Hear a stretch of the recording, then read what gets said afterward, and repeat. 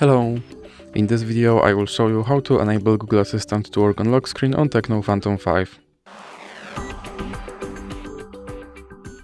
So you have to start by opening your Google application, then click on your avatar, and now go to settings. Now you have to click on Google Assistant, and then choose Hey Google. Now click here to enable Hey Google, and then click on More and I agree. Now again More and I agree. Then click Next. And now click on Voice Model and click on Retrain Voice Model. Okay Google, what's the weather tomorrow? Okay Google, set a timer for 5 minutes. Hey Google, make a call.